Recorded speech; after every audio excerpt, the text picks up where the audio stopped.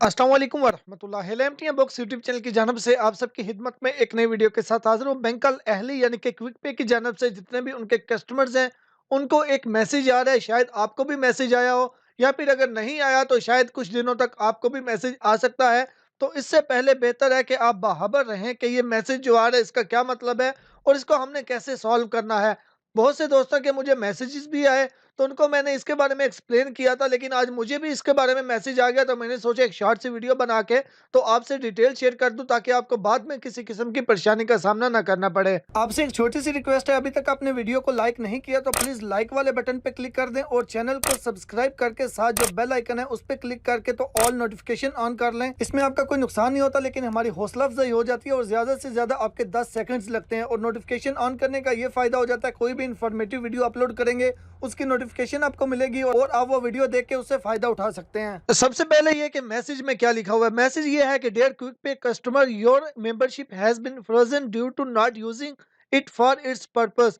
यानी कि इसका मतलब ये है कि क्विक पे कस्टमर, आप जो है, आपकी मेंबरशिप जो है उसको फ्रीज कर दिया गया है। उसकी वजह यह है कि जो इसका पर्पस है, यानी कि जिस वजह से आपने हमसे अकाउंट ओपन करवाया था, आप उस मकसद के लिए इसको इस्तेमाल नहीं कर रहे।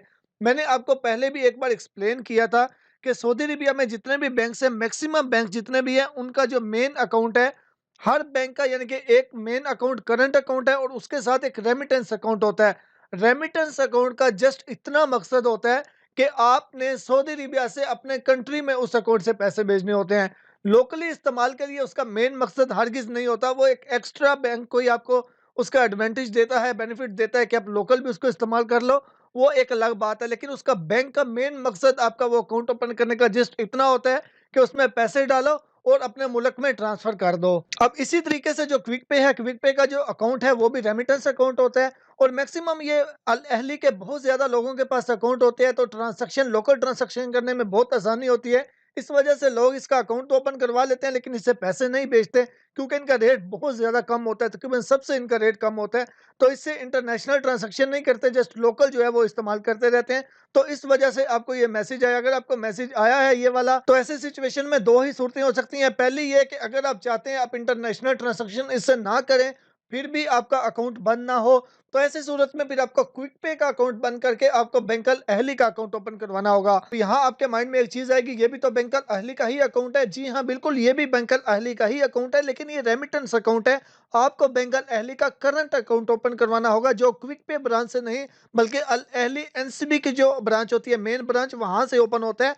क्विक पे से जो होता है वो यही रेमिटेंस अकाउंट ओपन होता है। अगर आपका बैंक अल अहली का अकाउंट ओपन नहीं हो रहा और फिर आप बचना चाहते हैं इस चीज से कि आपका जो है वो अकाउंट ब्लॉक ना हो, तो फिर आपको लाजमी तौर पे इस अकाउंट से इंटरनेशनल ट्रांजैक्शन करनी होगी, इससे पहले कि आपका अकाउंट ब्लॉक हो जाए। अगर आपका अकाउंट ब्लॉक हो गया तो फिर आपको लाजमी तौर पे क्विक पे की ब्रांच में जाना होगा।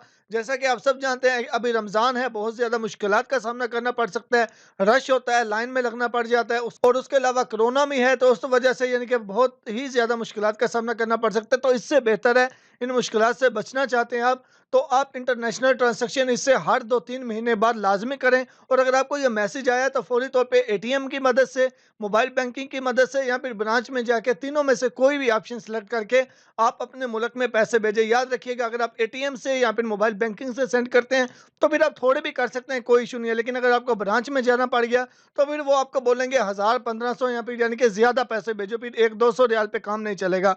तो इससे बेहतर है कि आपको अगर मैसेज आए तो फौरी तौर पे अपनी मोबाइल बैंकिंग को इस्तेमाल करते हुए इंटरनेशनल ट्रांजैक्शन अपने कंट्री पाकिस्तान, इंडिया, जहां पे भी आप भेजना चाहते हैं वहां पे भेजे, तो ये आपका अकाउंट ब्लॉक नहीं होगा। तो इसके अलावा भी आपका कोई सवाल है, कमेंट्स बॉक्स में जरूर पूछिएगा। दुआ में याद रखिएगा। अल्लाह हाफिज।